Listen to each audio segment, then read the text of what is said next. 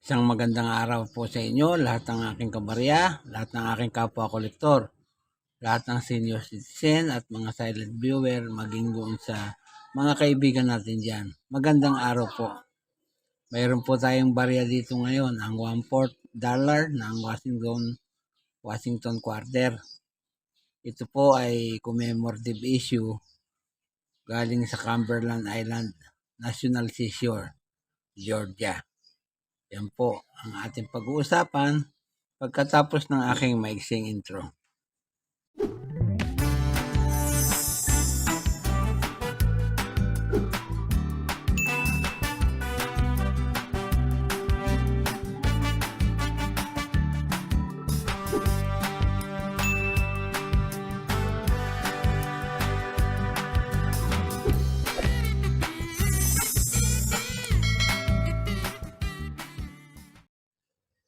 At narito nga po ang ating coin sa araw na ito, ang Washington Quarter na ito po ay commemorative issue na galing sa Cumberland National Seashore, Georgia.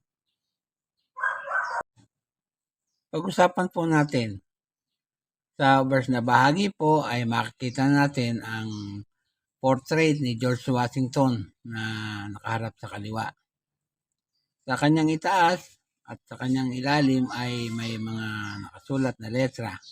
Ang United States of America, Liberty, in Graduateras, $1/4. Yan po yung kanyang denomination. Yan.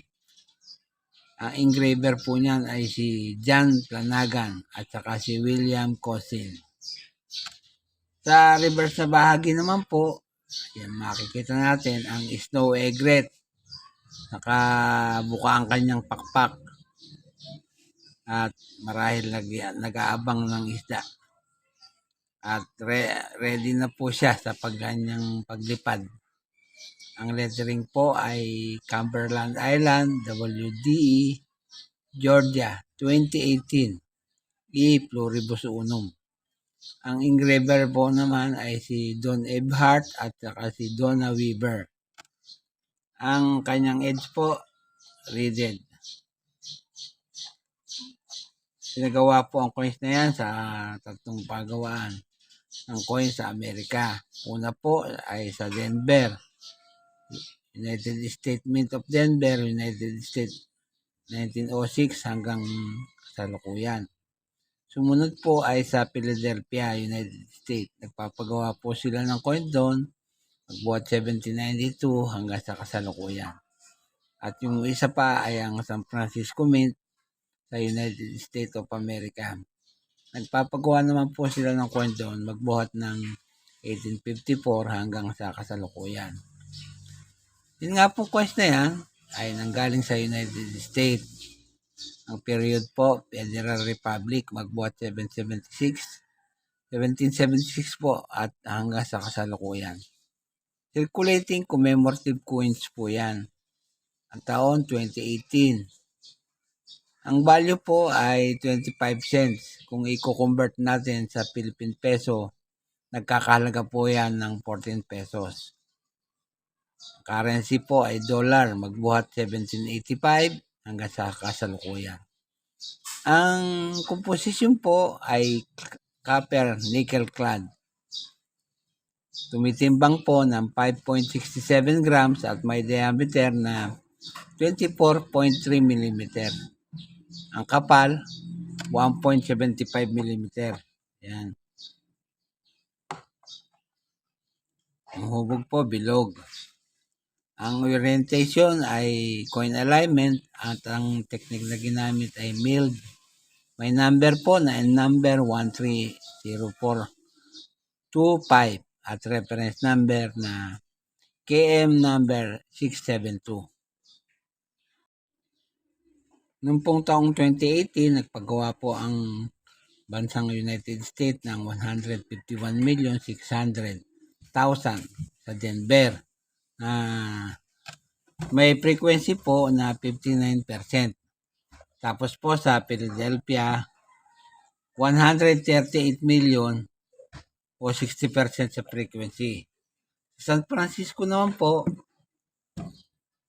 658,438 o may 6% sa kanilang frequency.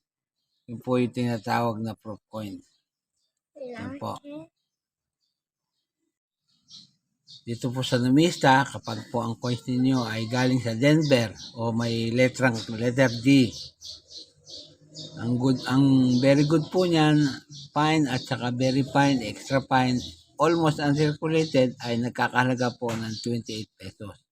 Yung uncirculated naman po nang galing sa Denver ay 53 pesos. Pag po galing sa Philadelphia, yung pong very fine yan ay 15 pesos.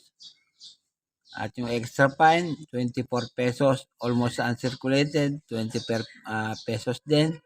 At ang uncirculated po, 55 pesos.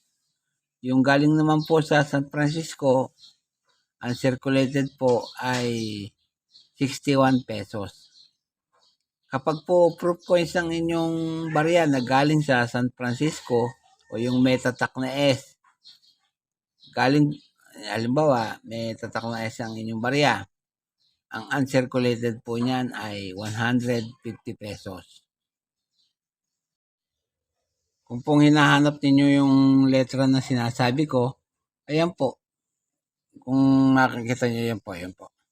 Ito po ay may letter D na nanggaling po yan sa Denver.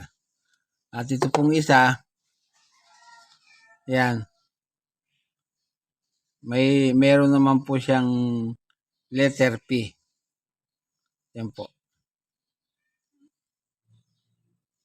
Yan. Letter P. Yan po. Diyan po makikita yung mga tatak kung saan nanggaling. Kung mo po ito yung letter P, ito po ay nanggaling sa Philadelphia. Yung pong letter D, nanggaling po sa Denver. Yan po. Yan. Tignan naman po natin ang presyo niya sa eBay. Kung magkano ang presyo niya. Dito po sa Jerome Collection, nagkakahalaga po yan ng 3.99 euro. Pero po sa eBay, wala pong nakalagay dahil magkakasama po ang maraming coins. Yan po, madaming coins ang magkakasama kaya hindi ko na po babanggitin. Yan po lamang at wala nang iba. At kagaya po ng dati, bago ako magwakas sa aking content ngayong araw, ay nais ko po munang pasalamatan.